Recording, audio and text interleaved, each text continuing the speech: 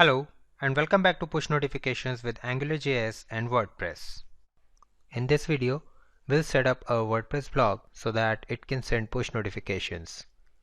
And in order to do that, we'll have to do an additional step of configuring Google Cloud Messaging. So we'll learn that along the way. First off, let's start by installing a plugin called Push Notifications for WordPress. So this is a plugin that I have already installed. It's called Push Notifications for WordPress. This is a plugin that once configured will send push notifications on most of the WordPress events. Now this is a light version which is free, but if you like this plugin and if you really want to use it, just head over to their website delightstudio.com and check out the other versions of the plugin that they are offering. So head over to plugin section, click add new, and then search for push notifications for WordPress. Here you can type in push notifications and here's the plugin. Since I have already installed this plugin, I'm just gonna hit update now, but if you have not installed the plugin, just hit install now. And once you're done with it, just head over to the plugin settings and you can find the plugin settings right here in push notification settings. There are a few things that you can configure in the light version, but in the complete version there are a lot more settings. So for now we are just gonna select send push notifications when a new post is published. So this is the limited version of the plugin that will allow us to send push notifications only when new posts are published. So for the sake of this tutorial, this is fine, but if you are going to use this plugin professionally, purchase a higher version of the plugin.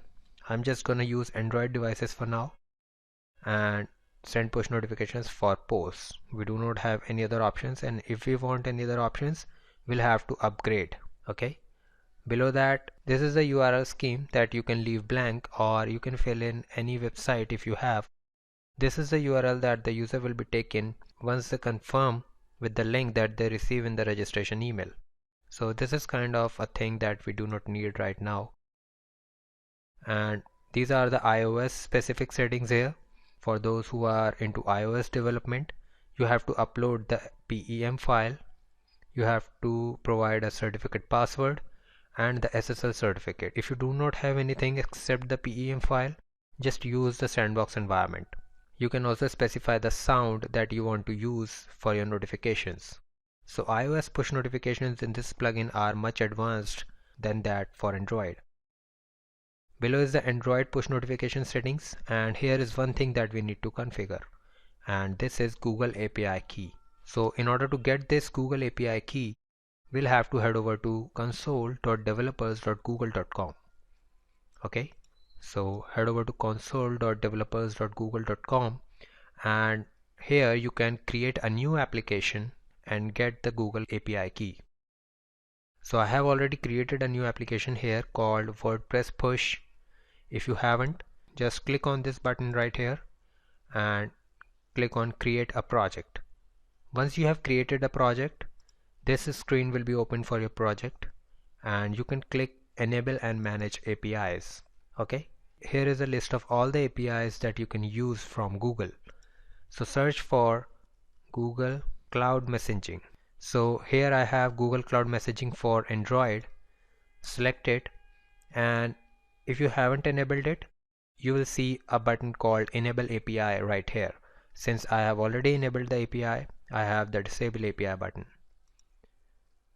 Okay, so I'll go to my enabled APIs, and I have enabled a total of 8 APIs for this application, and Google Cloud Messaging is one of them. Head over to credentials right here, and here you have to click add credentials and select server key. Since I have already created a server key, I do not see that option, and once you create a server key, you can just copy this thing from here, okay, and you can paste this key here. So this way your WordPress blog is now connected to Google API.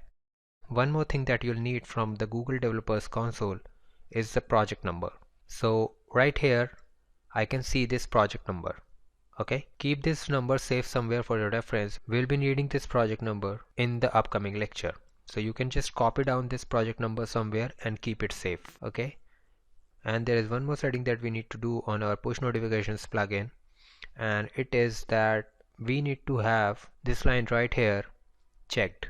This is specific to Cordova devices, so we want to have a message field in the payload. So you'll understand this a bit later, just bear with me right now. So just check this and save settings. So WordPress blog is now ready. Now all we need to do is configure our Ionic application to register with Google Cloud Messaging and then send the registration ID it receives to our WordPress blog.